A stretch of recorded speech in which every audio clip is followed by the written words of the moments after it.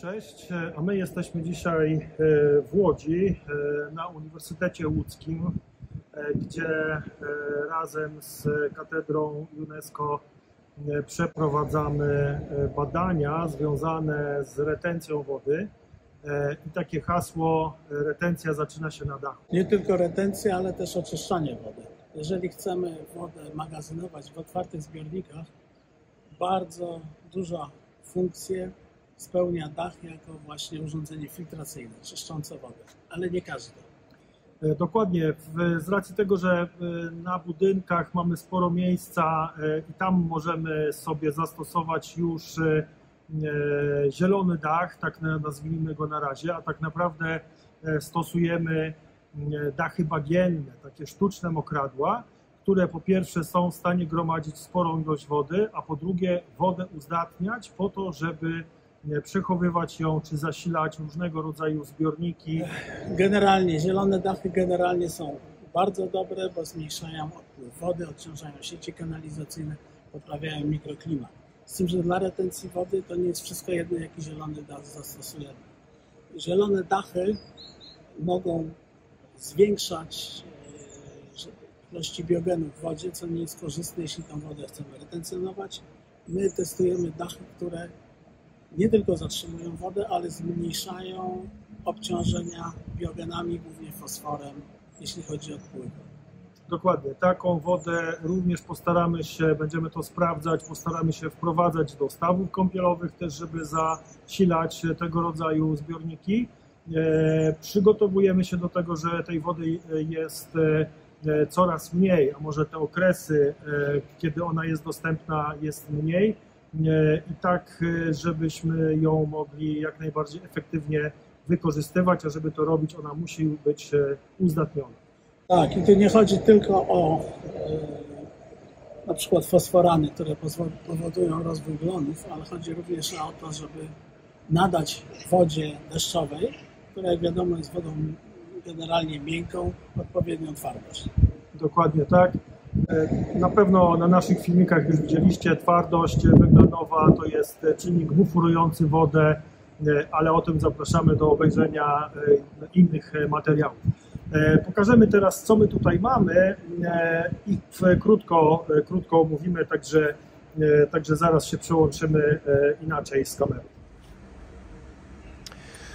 No i tak, tutaj zobaczcie, mamy pierwsze stanowisko, gdzie mamy dach taki typowy, najczęściej jeszcze w Polsce spotykany, czyli dach z papą.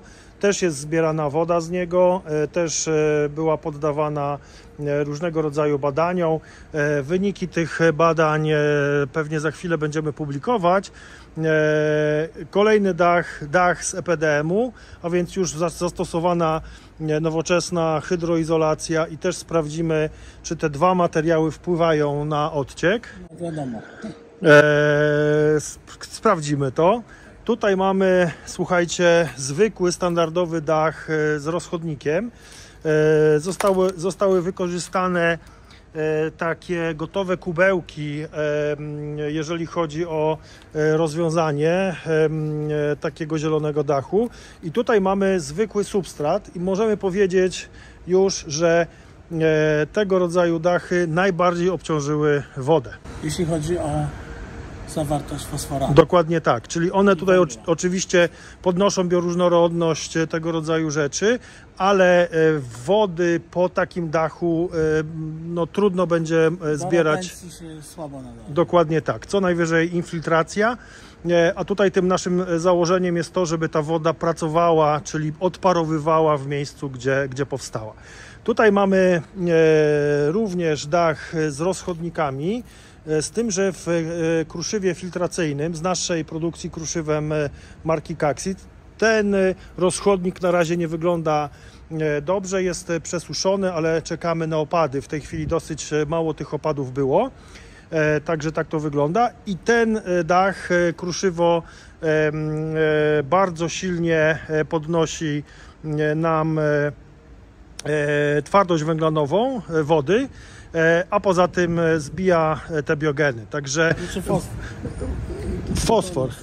Okej, no Tak, ale azot też.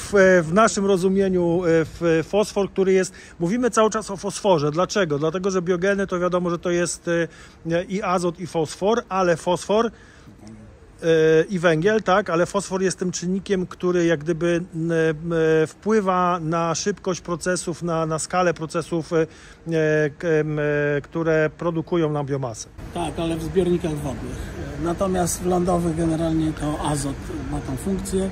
Często jest paradoksalnie tak, żeby zbijać fosfor, musimy dodawać azot. Także azot nie jest naszym. Dokładnie, a my te rozwiązania szykujemy właśnie po to, żeby wodę przygotować, wodę deszczową przygotować do wprowadzenia do zbiornika. No i mamy ostatni dach, który jest dachem bagiennym.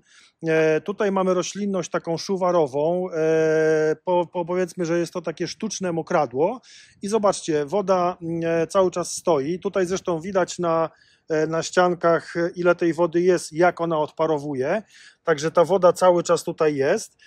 Rośliny żyją, bez problemu rozwijają się i co najfajniejsze tutaj z biologicznego punktu widzenia i ze względu na bioróżnorodność, mamy tutaj potężną ilość, słuchajcie, różnego rodzaju żyjątek, stawonogów, które zasiedlają biotopy wodne, a więc już na dachu możemy mieć taki mini biotop wodny. Z tym, że najważniejsza funkcja jest to, że z tego dachu praktycznie nie ma odpływu.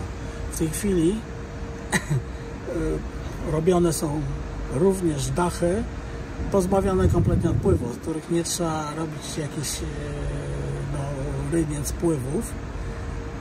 Jest to oczywiście pewnym problemem natury mentalnej, z przepisami związanymi. Natomiast generalnie to jest jeden z prostszych systemów. Generalnie jesteśmy w stanie praktycznie całą wodę, która spada w ciągu roku, przytrzymać na dachu pod warunkiem, że odpowiedniej wytrzymałości.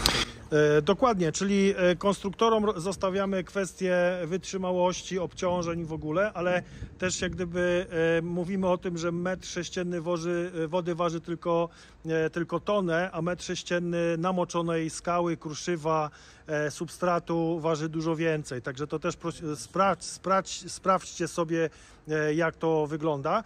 I tutaj mówię, ta funkcja retencyjna jest potężna, czyli odchodzi nam robienie jakiejś dużej infrastruktury na dole. Wiadomo, mamy mało miejsca, garaże podziemne, tego rodzaju rzeczy. Przy dobrym zbilansowaniu tego opadu, zaplanowaniu, po wkładaniu tej wody właśnie na różnych miejscach, naprawdę retencja staje się bardzo prosta i tania. I dodatkowo to, co miałoby schodzić, bo zobaczcie, tutaj jest też przelew awaryjny, też tą wodę możemy wprowadzać do zbiorników wodnych na dole takich krajobrazowych. Także takie rozwiązania zapraszamy wszystkich zainteresowanych. Za chwilę będzie publikacja tej pracy. No i do zobaczenia. Dzięki.